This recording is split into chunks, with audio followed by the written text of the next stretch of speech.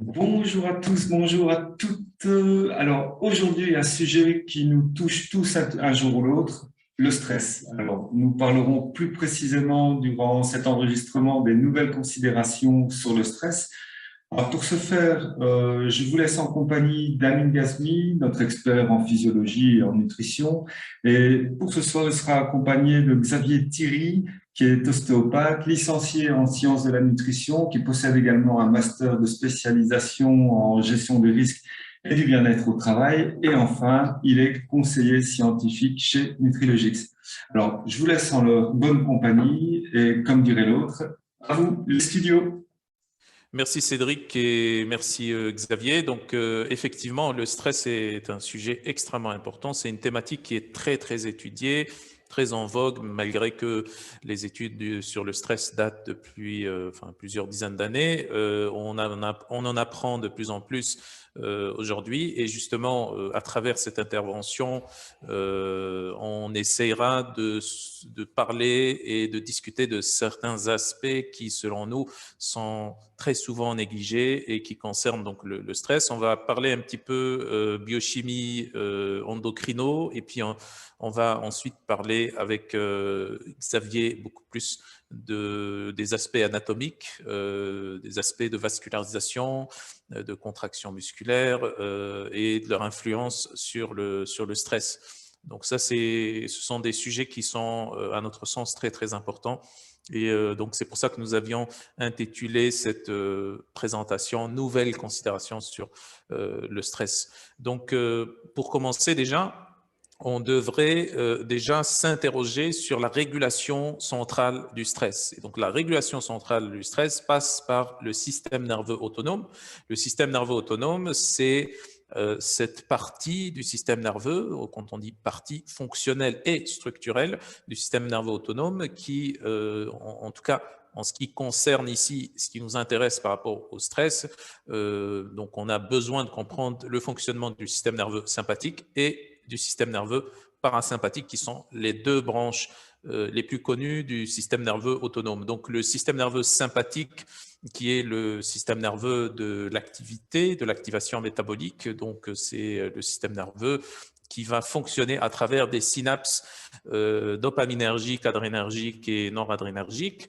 Et donc, c'est un système nerveux qui va induire une sorte de stimulation en fait, du métabolisme des cellules, du catabolisme énergétique, du métabolisme protéique, où les cellules sont très actives. Ensuite, donc par opposition, mais aussi par complémentarité, on a également le système nerveux parasympathique qui, lui, s'occupe plutôt de la récupération et des processus de réparation et de régénération. Donc, c'est un petit peu le contraire du système nerveux sympathique, mais c'est complémentaire. C'est pour ça que au cours de l'activité, donc de la journée où on est actif, où on est éveillé, où on fait des activités, eh bien, c'est le système nerveux sympathique qui est plutôt prédominant par rapport au système nerveux parasympathique, alors que le soir et la nuit, lorsqu'on dort, on a plutôt le système nerveux parasympathique qui est prédominant par rapport au système nerveux sympathique. Mais ça, c'est juste une vue d'ensemble parce qu'en réalité, 24 sur 24, à chaque instant,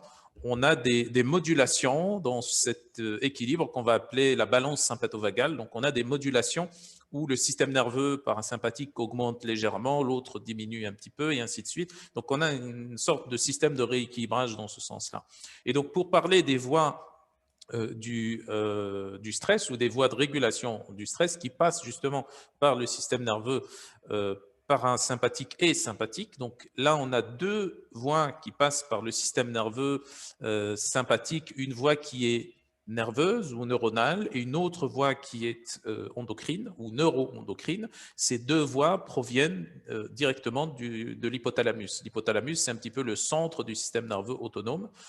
Donc, la voie neuronale qui passe par le système nerveux sympathique, ce que vous voyez ici, écrit système nerveux sympathique, en fait, ce sont les fibres nerveuses qui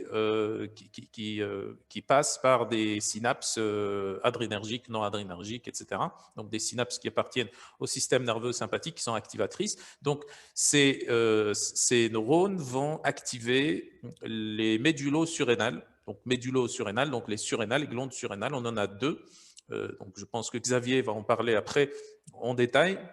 Donc, on en a deux et sur chaque glande surrénale, on a plusieurs couches en fait. On a, si on veut simplifier, on a la médulla, donc le centre, et puis le cortex, donc médullo-surrénal, cortico-surrénal. Donc, les médullo-surrénales sont stimulées justement par ces fibres nerveuses du système nerveux sympathique et vont synthétiser des hormones catécholamines à distinguer avec les neurotransmetteurs catécholamines qui portent le même nom, donc adrénaline, noradrénaline, qui sont synthétisés par les médullo-surrénales, sont des hormones, donc ils vont agir comme sur des récepteurs en fait au niveau des cellules cibles, alors que ce qu'on trouve dans le cerveau, qui sont donc l'adrénaline et la noradrénaline, qui vont remplir la fonction de neurotransmetteurs où ils vont être libérés dans l'espace intersynaptique pour ensuite transmettre l'influx nerveux. Donc c'est un petit peu la différence. Donc l'autre voie du stress qui passe par la CRH et la CTH.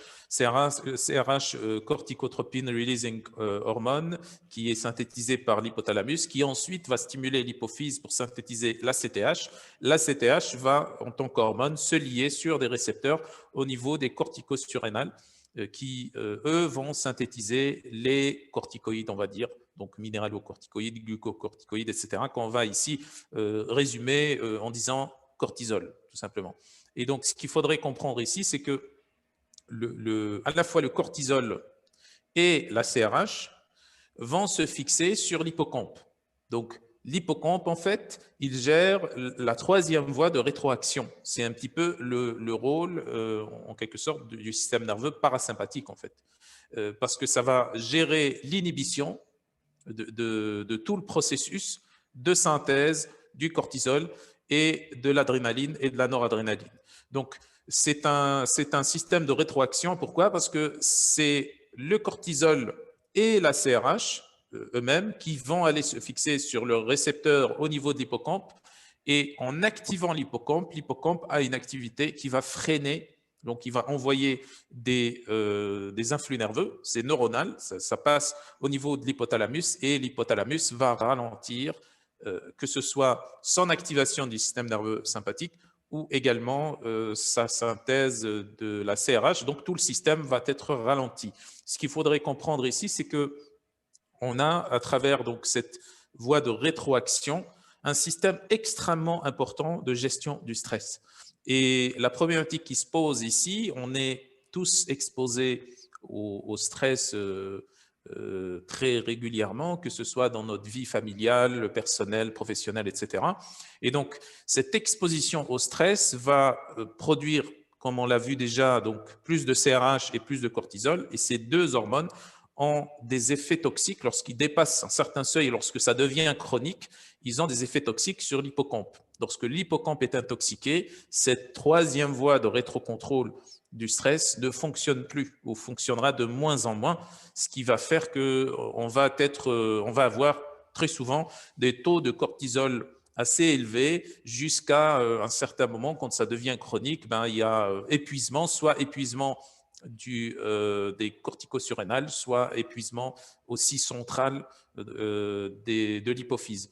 Donc, c'est ça un petit peu la problématique globale qui se pose ici. Et juste quelque chose par rapport à la différence entre adrénaline, noradrénaline et cortisol, c'est que le cortisol, on dit que le cortisol est le marqueur du stress. Le cortisol est un anti-inflammatoire en réalité.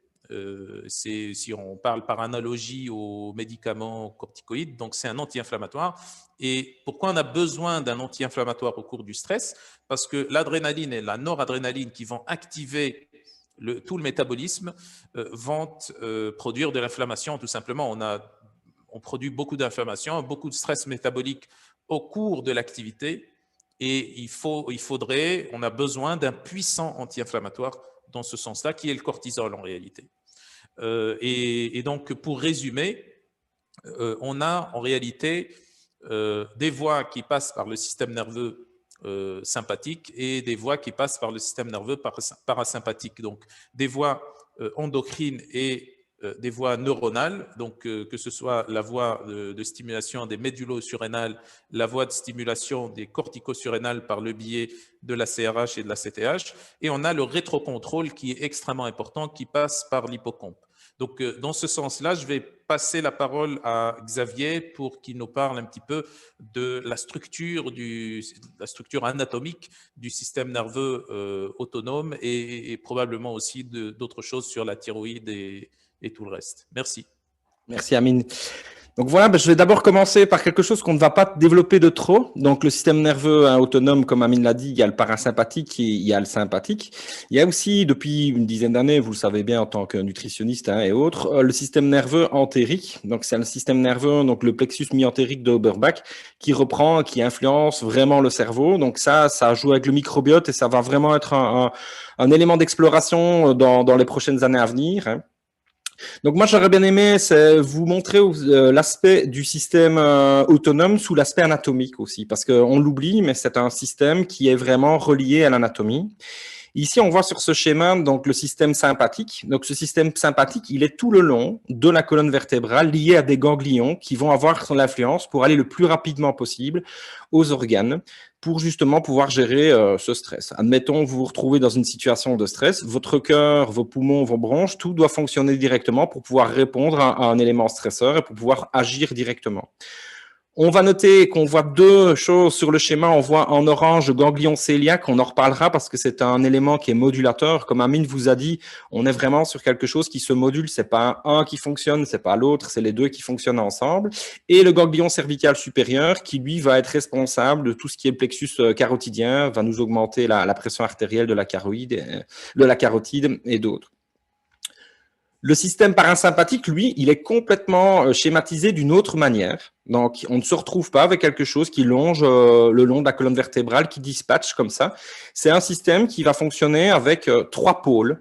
Le premier, c'est le pôle, c'est des nerfs crâniens. On y reviendra après. Il y a le fameux nerf vague qui fait partie des nerfs crâniens, qui est un nerf du système parasympathique qui va vraiment s'occuper de tout le système digestif, tout le système métabolique et tout le système respiratoire et cardiaque jusqu'au côlon descendant et tout ce qui est vessie et autres. Ben, là, c'est dans le but, vous comprenez, vous êtes en stress, vous ne devez pas avoir besoin, entre guillemets, d'aller aux toilettes ou autre, et donc celui-là se met vraiment en off, hein, donc pour pouvoir réagir face à un stress quand le stress est aigu. Donc, les nerfs crâniens, donc ils sont au nombre de 12, hein, ces nerfs crâniens, ils sont hyper importants, c'est ceux qui vont nous permettre de comprendre ce qui se passe dans notre environnement et réagir aussi face à ça.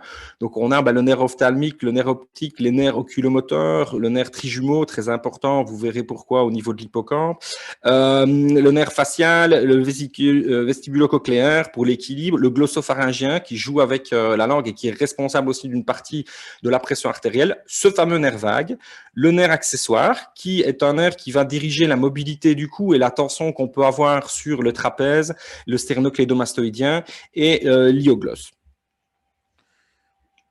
Merci Xavier, très très intéressant parce que ce que tu montres ici, c'est en fait que le système nerveux autonome avec ses trois branches, donc sympathique, parasympathique surtout, et entérique, qu'on a ici, non pas uniquement une différence sur le plan fonctionnel, mais aussi sur le plan structurel et anatomique et topographique. Et donc ça, c'est un peu moins connu. Donc on a des fibres nerveuses du sympathique, des fibres nerveuses donc distinctes du parasympathique et également ce fameux système nerveux entérique. Je pense qu'on aura l'occasion dans une autre intervention de le détailler parce qu'il est extrêmement important.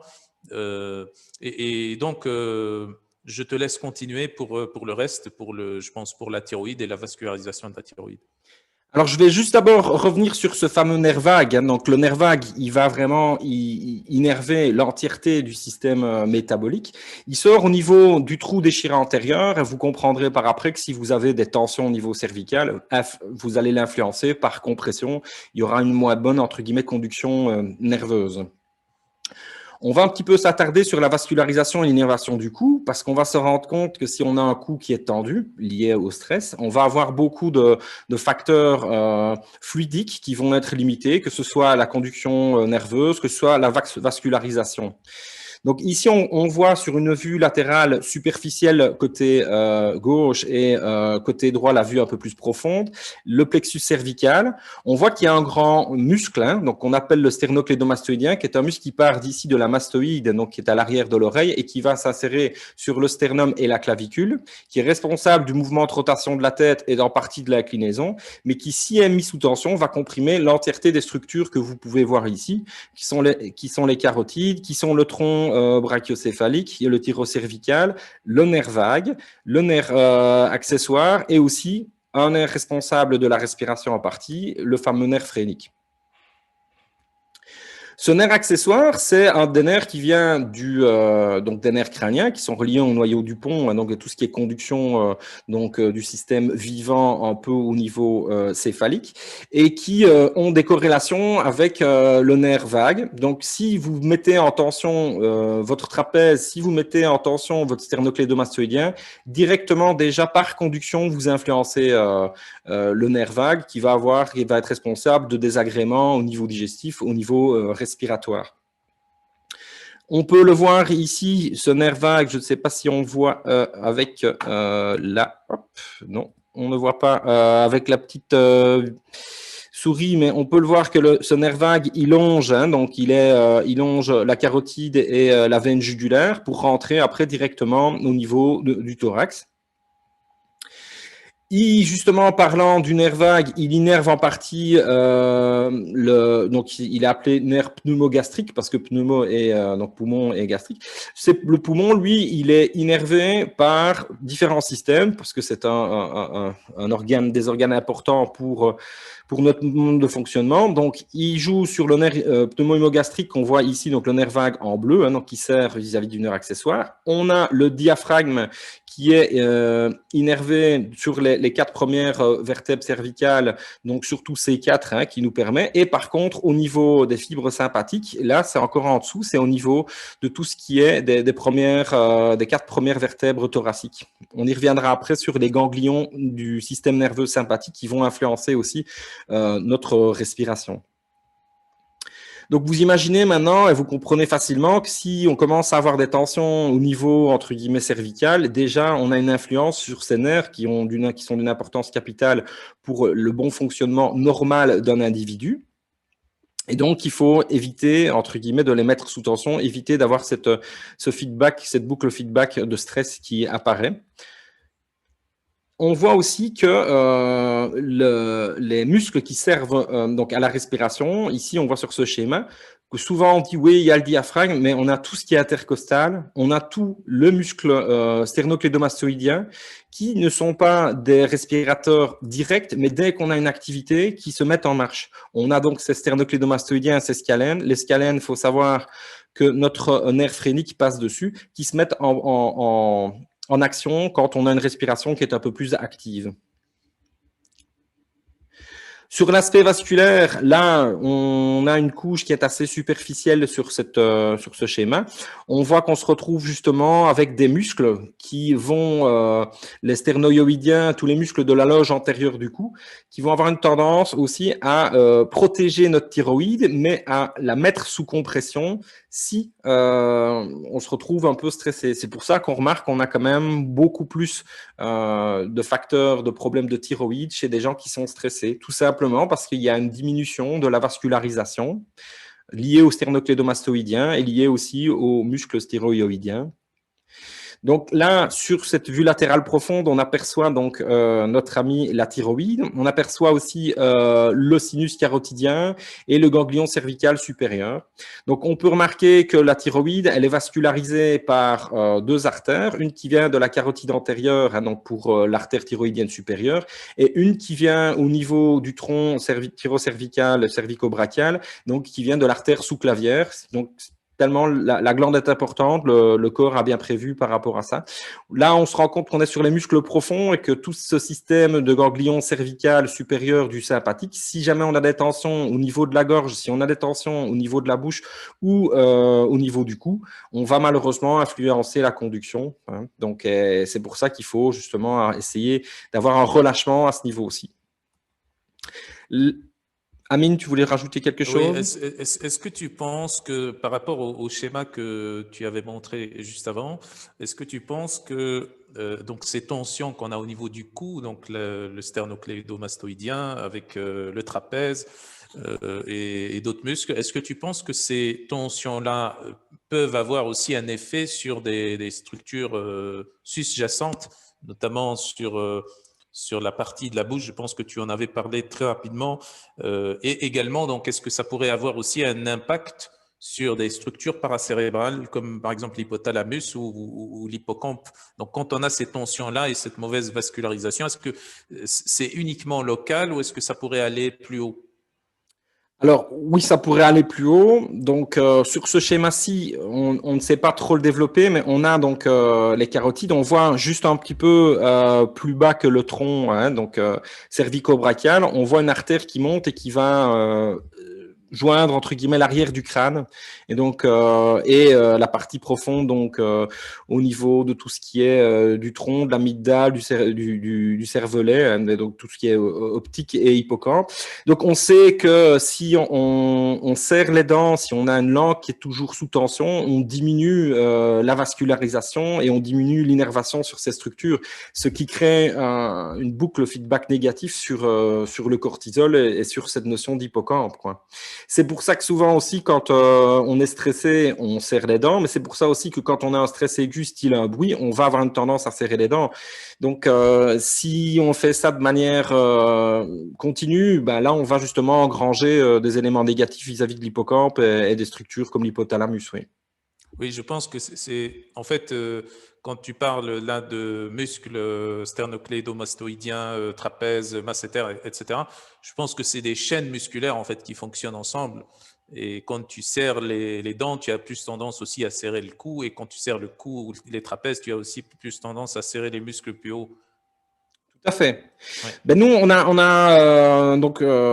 réalisé une étude hein, donc multicentrée donc en Italie, en France et en Belgique hein, donc avec des logopèdes, avec des dentistes, des orthodontistes et des ostéopathes, justement sur l'influence du stress sur le bruxisme et sur les céphalées dites de tension.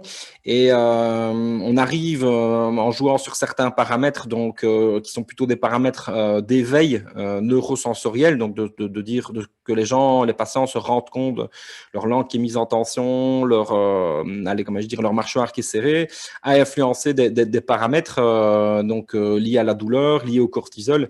Et donc, bah, voilà, on avait des résultats qui étaient très significatifs. Donc, on avait publié ça dans la revue Cranio. Et voilà, ça rejoint beaucoup de choses qui sont liées. Donc, le stress, mastication, serrage dentaire, bruxisme, thyroïde, c'est vraiment quelque chose qui est, voilà, qui est ensemble, qui fonctionne ensemble et qui est assez intéressant aussi de voir ça sous ce point de vue anatomique, de comprendre qu'il y a des structures, ce n'est pas que que le métabolique, que le métabolique joue sur, entre guillemets, l'anatomique, mais qu'il y a l'anatomique derrière, quoi.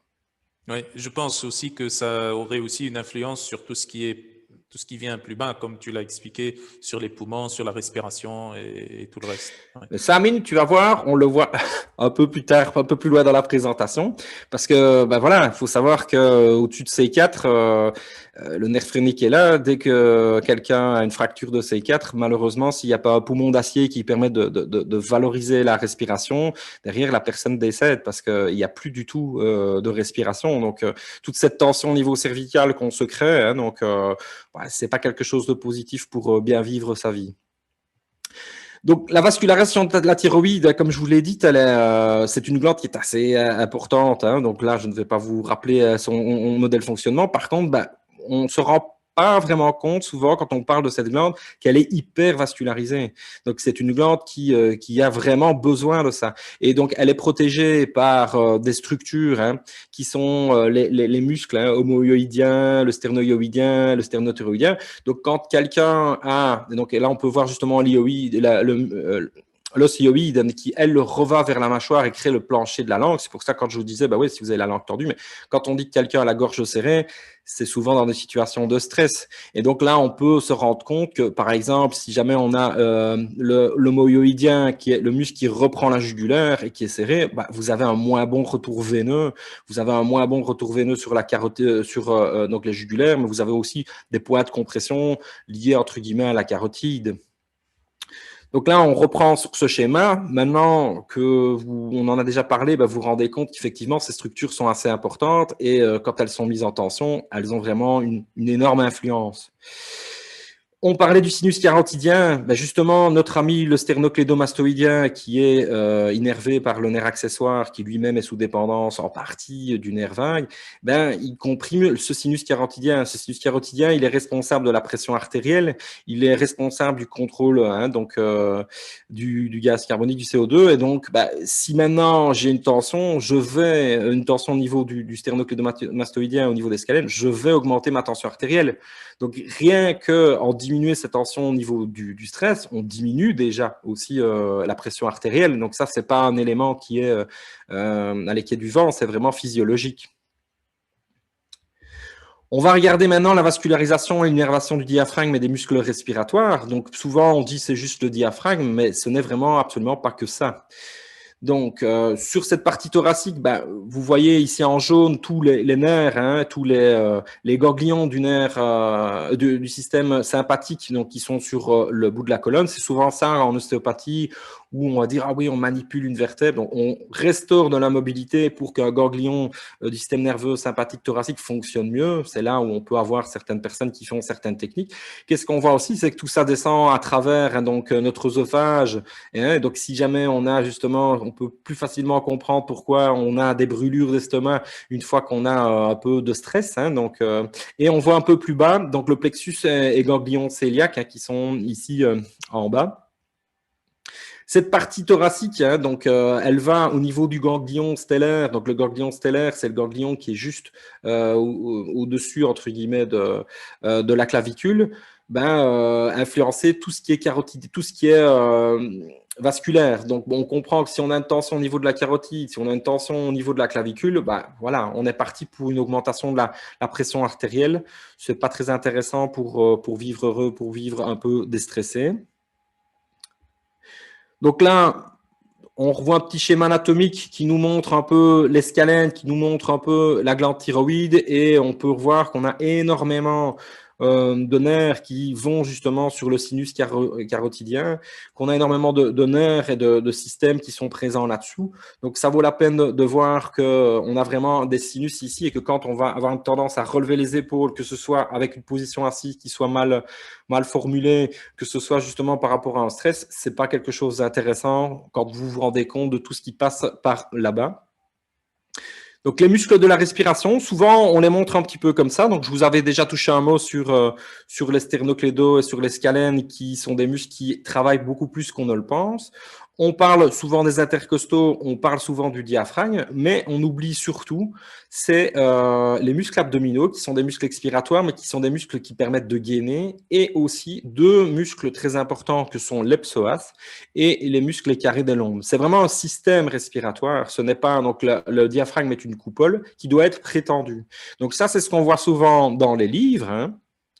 On le voit comme ça, on voit donc le diaphragme sous forme de coupole, on voit le psoas, on voit les carrés des lombes qui sont à côté du psoas. On voit que les piliers du diaphragme s'insèrent de manière un peu différente. Donc, le pilier droit, comme on a le foie, descend plus bas, va jusqu'à L3.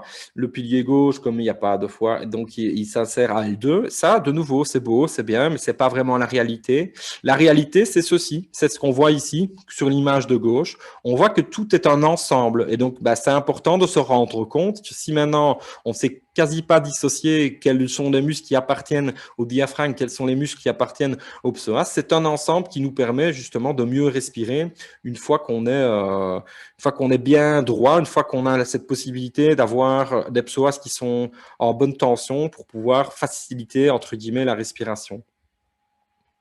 Donc la vascularisation, et là on retourne un petit peu sur notre axe, sur ce lien entre guillemets les cortico-surrénales, les surrénales et le diaphragme.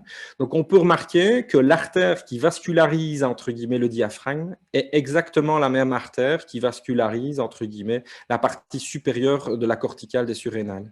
Donc si on ne respire pas, Bien, eh ben justement, on va avoir une tendance à avoir mettre un stress métabolique sur cette artère. Donc, d'un point de vue physiologique, il y a une volonté aussi, hein, donc physiologique. Bon, ben, c'est que si on doit réagir vis-à-vis du cortisol et qu'on doit vraiment arriver à être capable de d'activer le système nerveux sympathique, eh ben, on doit savoir le faire directement vis-à-vis de la respiration. C'est pour ça. Mais par contre, dans le feedback négatif, si malheureusement on ne respire pas, on va avoir à créer une diminution de la vascularisation entre guillemets de cette glande. Et ça, ce qui est problématique à long terme et à moyen terme. Et tu penses que donc le manque de vascularisation de la surrénale, soit par manque d'une hygiène respiratoire correcte ou par des contractures musculaires, comme tu viens de le montrer, est-ce que tu penses que ça agit plutôt sur l'augmentation du taux de cortisol dans le sang, ou est-ce que c'est plutôt le contraire, ça agit sur le long terme, enfin chroniquement, sur une diminution du cortisol et donc qu'on irait vers une insuffisance surrénalienne dans ce cas? Alors, un peu des deux. Figure-toi que je Oui, pense que c'est un peu en fonction des sujets. Donc, ça dépend comment est-ce qu'on répond aussi au stress, parce que là, derrière, comme tu l'as si bien dit au début de l'intervention, je crois qu'il y a l'hippocampe qui module. Donc, ça dépend. C'est pour ça qu'on va avoir des gens qui vont aussi répondre au stress de manière différente. Il y en a qui maigrissent, il y en a d'autres qui grossissent. Et donc, c'est tout un système qui est paramétré, qui est vraiment différent en fonction de chaque personne. Par contre, la seule certitude qu'on a, c'est que si c'est pas bien vascularisé, ça ne peut pas bien fonctionner. Donc, par définition, un organe a besoin de ça. Je sais bien que tout c'est à peut-être fait. pas Oui. une réponse évidente, mais c'est voilà, c'est un petit peu la Et réalité du terrain. ça me permet justement je te remercie, ça me permet de rebondir sur une notion très importante, peut-être que j'avais pas bien expliqué au tout début. Et c'est pour ça que le phénomène du stress est très complexe. C'est qu'on a parlé du rétrocontrôle par l'hippocampe, mais ça, c'est un rétrocontrôle, on va dire, neuro-endocrinien, puisque c'est le cortisol et la CRH qui se fixent sur l'hippocampe, qui, lui, va induire donc des influx nerveux inhibiteurs pour l'hypothalamus. Mais on a en fait quelque chose de plus global et plus systémique qui passe d'ailleurs par la respiration. Et d'ailleurs, qu'on appelle en physiologie, et surtout en physiologie de l'exercice, l'arythmie sinusale respiratoire, qui est en fait le rythme respiratoire ou la fréquence respiratoire qui va influencer la balance sympatho-vagale et qui va favoriser soit le système nerveux sympathique ou le système nerveux parasympathique. Et justement, quand tu parlais tout à l'heure du diaphragme et de son innervation et des autres muscles, les scalènes, etc., les intercostaux, etc., en fait, la fréquence respiratoire en elle-même, puisque quand on dit fréquence, en fait, très souvent, on pense, OK, fréquence respiratoire, c'est par exemple 6 cycles par minute, tu vois, 10 cycles par minute. On dit le nombre de cycles par minute, sauf que quand on prend ça d'un point de vue physique, quand on dit fréquence, en fait, c'est l'inverse, en fait. C'est 1 sur ce qu'on appelle, nous, fréquence. Et quand tu fais donc ce calcul-là, par exemple, quand on prend l'exemple de 6 cycles par minute, donc quand tu fais l'inverse, pour avoir en fait la vraie fréquence en Hertz, c'est 1 sur 6, et là tu obtiens 0,17 quoi, Hertz.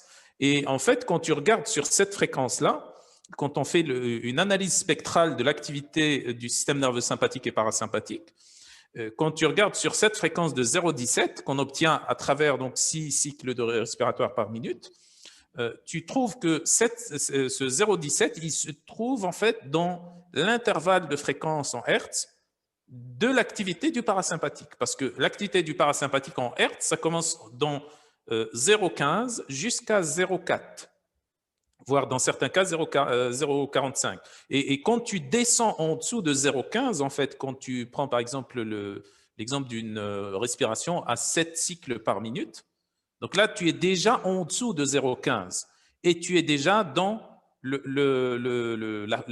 domaine fréquentiel du sympathique. Ce qui fait que, et d'ailleurs ça explique ça, et peut-être qu'on en parlera plus tard, ce qui fait que quand tu respires lentement, ce qui correspond un petit peu à une respiration de 6 cycles par minute ou moins, donc 6, 5 ou même 4 cycles par minute, tu es toujours dans le domaine fréquentiel du parasympathique. Et c'est pour ça que dans toutes les pratiques respiratoires, quelles que soient les pratiques respiratoires, yoga, je sais pas, tai chi chuan, etc., tout type de pratiques respiratoires, ou même tout simplement les exercices respiratoires simples, respiration profonde, lente, etc., eh bien, tu obtiens un apaisement, une récupération, etc. Et tu sens vraiment qu'il y a quelque chose qui se passe.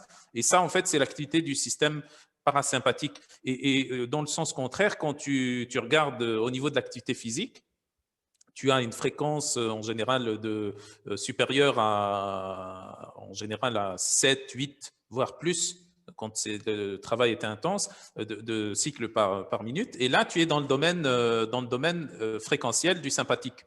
Et là, c'est le sympathique qui est actif parce que tu es en activité en réalité. Et donc, je voulais mettre ça entre parenthèses parce que tout à l'heure, on avait parlé juste du rétrocontrôle par l'hippocampe, mais c'est pour dire qu'il y a d'autres choses qui sont plus systémiques et plus complexes qui régulent aussi le sympathique et le parasympathique et le stress. Tout à fait. Figure-toi que cette technologie, enfin, ce système, hein, on l'utilise en technologie sur les bracelets entre guillemets Polar ou HRV, et c'est ce qui permet de capter si entre guillemets pendant la nuit on a bien récupéré ou pas. Donc Exact. si jamais ces cycles de HRV hein, donc ont bien fonctionné pendant la nuit ou pas. Donc voilà, ça c'est vrai que c'est un peu plus technique, mais ça a son importance. Alors ici, sur les surrénales, on comprend facilement que elles sont au-dessus des reins. Leur définition, c'est ça. Elles sont vascularisées par une artère qui est phrénique, qui déjà influence. Donc si maintenant on n'arrive pas à faire bouger entre guillemets, donc ça c'est une vision anatomique. Donc on voit que le rein est vraiment donc rétropéritonéal, il revient ici à l'arrière, il est en contact avec des multiples organes, les surrénales aussi, ce qui va donner aussi, si jamais il y a des tensions sur certains organes, une surrénale qui va moins bien fonctionner, un système nerveux autonome qui va moins bien fonctionner. Donc là, on a ce rapport, ce qu'on appelle postérieur des reins, c'est comme si jamais on était mis de dos et qu'on voit que au niveau des couleurs, hein, donc que ce soit au niveau couleur rouge, c'est plutôt le transverse de l'abdomen, donc les abdos ont cette influence. Au niveau jaune, c'est le carré des lombes, donc par rapport à la posture. Le psoas au niveau orange, donc ça c'est assez intéressant. Puis après on a ce diaphragme qui lui vient se mettre sur les reins, mais c'est encore pire pour nos amis les surrénales qui, elles, comme on le voit sur le schéma, sont influencées par le foie. On va voir que donc là, on a justement l'emplacement de l'aéranuda du foie. Donc, si le foie est congestionné, ça va avoir une tendance à comprimer la surrénale, à diminuer sa vascularisation, d'où la notion, entre guillemets, de congestion hépatique est important. Que si l'estomac, donc on voit le ligament gastrophrénique ici, si l'estomac est mis sous tension, ça va influencer les surrénales et vice-versa. On se retrouve de nouveau dans une boucle de biofeedback un peu négatif, quoi. Et que tout ça, voilà, c'est sur la circulation de retour, ça a son influence aussi. Et donc, dans des périodes où on est stressé et qu'on a une tendance à bloquer la respiration, que du contraire, on devrait vraiment augmenter cette respiration parce que faut savoir que quand on respire, on fait donc on respire, on fait un cycle de mouvement, d'abduction du rein, mais aussi d'élévation et de descente qui fait donc de 4 à 5 cm par jour, qui fait qu'on fait 800 mètres par jour si jamais on a une mobilité classique. Si jamais on la diminue, imaginez la congestion qu'on peut créer, quoi. Donc la respiration, comme tu l'as déjà dit, est une arme face au stress. Il y a différentes techniques qui permettent de l'utiliser, mais ça a un vrai intérêt. Donc, dans les conclusions et dans les solutions, comme on a dit, là, déjà, la première chose, c'est malheureux, mais à l'heure du télétravail, où beaucoup plus de personnes sont restées assises, sont restées dans des positions avec des sièges qui étaient mal adaptés, on sait que notre sédentarité a encore augmenté. Ça, malheureusement, ce sont des chiffres de l'année passée, donc on n'a pas encore eu les nouveaux chiffres sur ce qui se passe cette année, mais on sait que c'est encore pire. Donc, en moyenne, le temps de sédentarité journalier est à 6h35 minutes. Donc, on est assis, on ne fait pas grand-chose. Donc, c'est consultation d'écran ou autre. C'est encore pire à l'heure actuelle. On sait depuis les années 50, c'est étudié comme quoi on avait une espérance de vie. Donc, c'était une étude chez Maurice en Angleterre sur les contrôleurs, entre guillemets, de bus, les contrôleurs de bus rouges hein, et les chauffeurs. On a remarqué que les chauffeurs qui restaient assis systématiquement avaient une espérance de vie de 5 ans en moins. Ils avaient lié à des problèmes cardiovasculaires par rapport au fait justement de ce stress, de ce système nerveux autonome, alors que les contrôleurs qui pouvaient être dans des situations qu'on pouvait paraître un peu plus stressantes vis-à-vis du contrôle des personnes, eux, justement, avaient cette différence de 5 ans. Donc, la sédentarité et la santé, c'est un problème.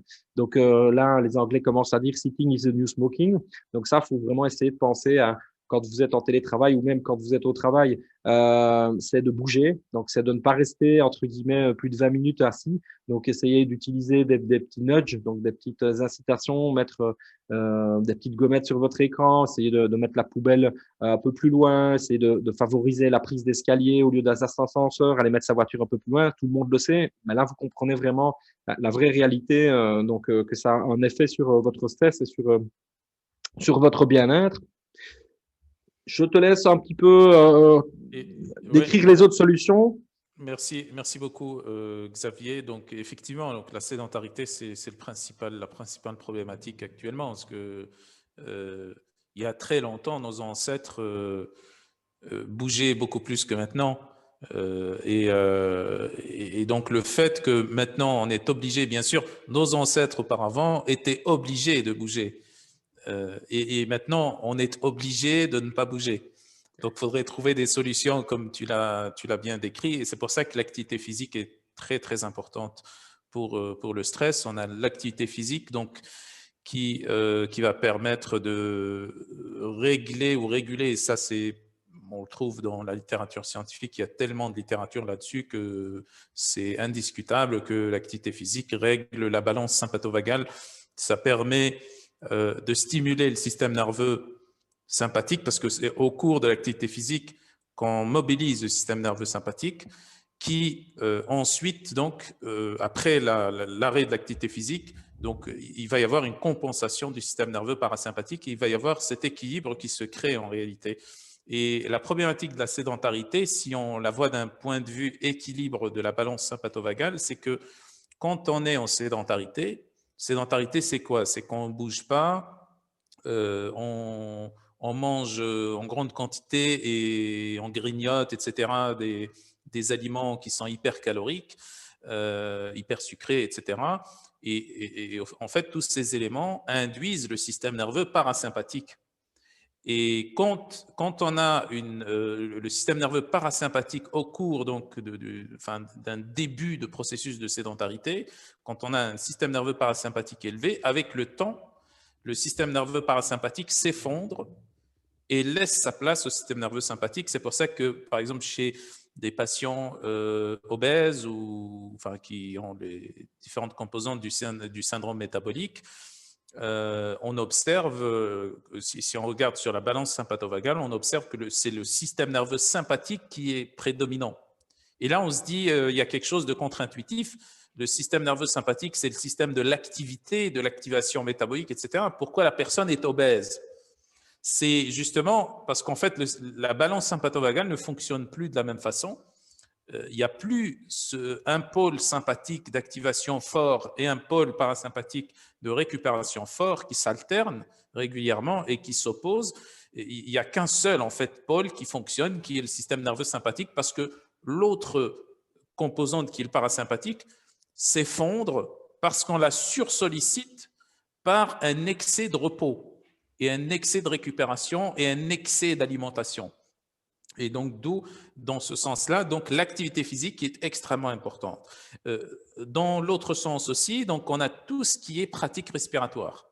Donc, exercice respiratoire, yoga, des pratiques comme le tai chi chuan, par exemple, la cohérence cardiaque, la méditation ou les méditations, la mindfulness, etc. Donc, toutes ces activités-là, donc qu'on va dire pratiques respiratoires, vont avoir plutôt un effet dans le sens de ce que j'expliquais tout à l'heure, donc sur l'arythmie sinusale respiratoire qui va donc influencer le système nerveux parasympathique Et donc, dans ce sens-là, si on alterne entre activité physique, pratique respiratoire, ça va faire une sorte d'équilibre, en fait, où l'activité physique stimule le sympathique et les pratiques respiratoires stimulent le parasympathique. Et donc, on va essayer, dans ce sens-là, d'équilibrer. Et bien sûr, les pratiques respiratoires ou même l'activité physique vont augmenter le taux d'oxygénation qui est extrêmement important. C'est ce que tu disais tout à l'heure sur la vascularisation des surrénales et de la thyroïde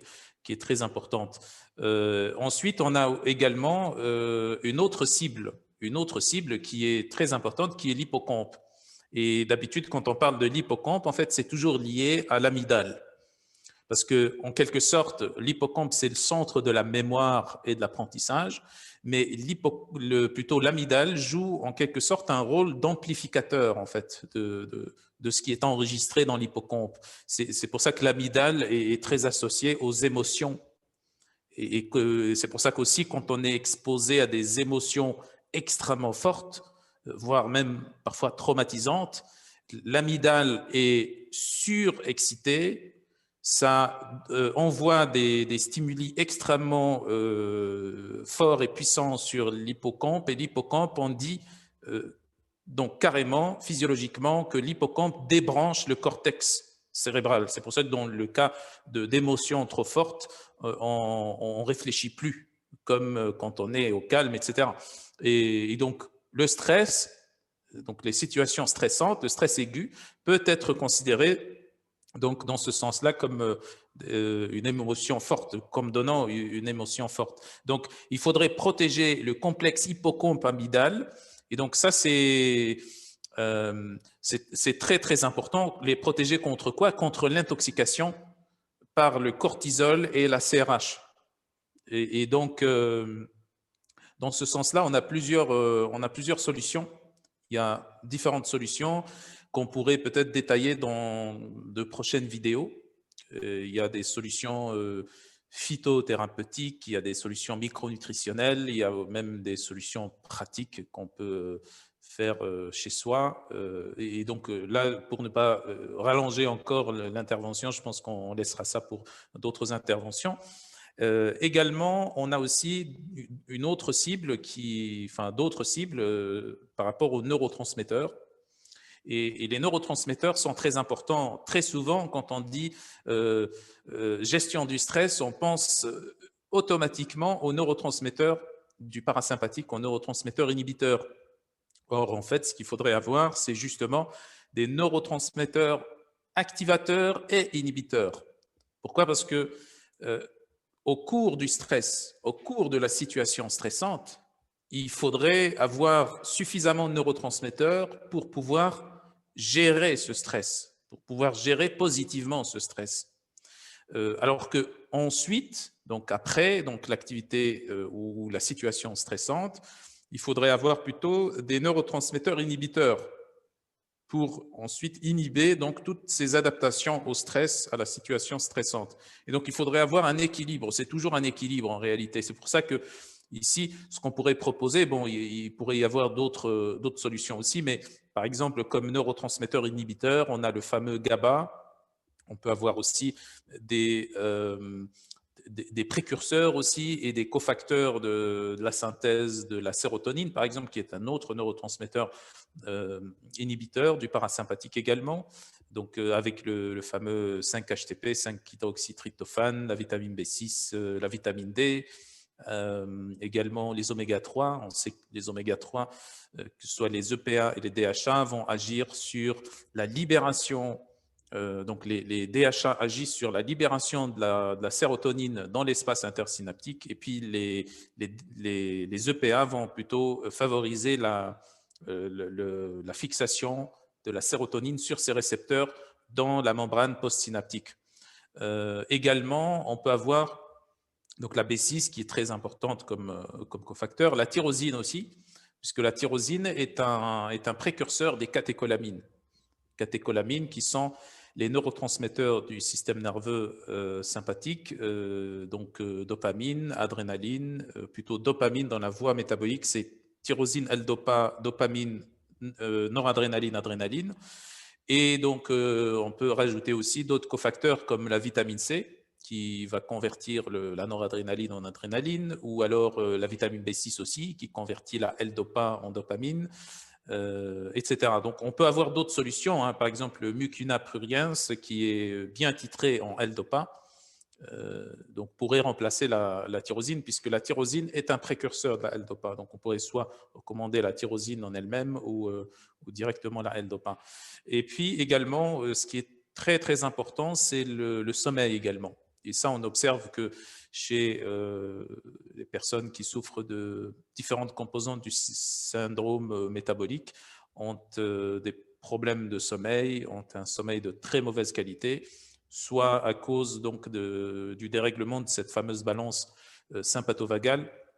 Comme j'avais déjà expliqué, quand on sursollicite son système parasympathique avec un excès de repos, un excès de non-mouvement, donc le parasympathique s'effondre, et le parasympathique en réalité c'est le système nerveux de la récupération et du sommeil. Donc quand le parasympathique s'effondre, le sympathique prend le dessus automatiquement, puisque ce sont deux systèmes qui s'autorégulent, qui sont opposés mais qui se complètent. Lorsque l'un augmente, l'autre diminue et vice-versa. Donc quand le sympathique prend le dessus, la personne est en sympathique au cours de la journée et au cours de la nuit aussi. Et donc, c'est pour ça que le sommeil ne fonctionne pas. Après, on a aussi les problématiques de l'inflammation. Donc, chez la personne en surpoids, obèse, etc., on a la fameuse inflammation de bas grade également. On sait très bien que plus l'inflammation augmente, moins la qualité de sommeil sera. Donc, optimiser le sommeil par différentes manières. Et donc, j'avais déjà expliqué par rapport, par exemple, aux neurotransmetteurs inhibiteurs aussi, donc la sérotonine et la mélatonine, et le GABA également. Donc, je pense que ça devrait être une approche globale, que ce soit une approche à travers ce que tu avais très bien détaillé, je te remercie d'ailleurs, sur l'innervation, la vascularisation et le fonctionnement des glandes. Et dans ce cas, on pourrait agir par des règles d'hygiène de vie, donc des modifications ergonomiques, etc., l'activité physique, les pratiques respiratoires, ou alors même, donc on pourrait agir aussi par de la phytothérapie, de la micronutrition, et aussi, en gros, si on voudrait résumer tout ça en un seul mot, il faudrait changer radicalement son style de vie. Et donc, sur ce, je ne sais pas si tu as quelque chose à rajouter. Non, je pense que Ouais. on a entre guillemets, ça c'est bien, on a expliqué pas mal de facteurs déjà, donc sur cette vision qui est un petit peu différente, hein, donc cette approche un peu différente, voilà. Très bien. Amine, je te remercie. On va laisser la parole à Cédric. Génial, merci. Et je te dis à bientôt. Je te dis aussi à la prochaine. Merci.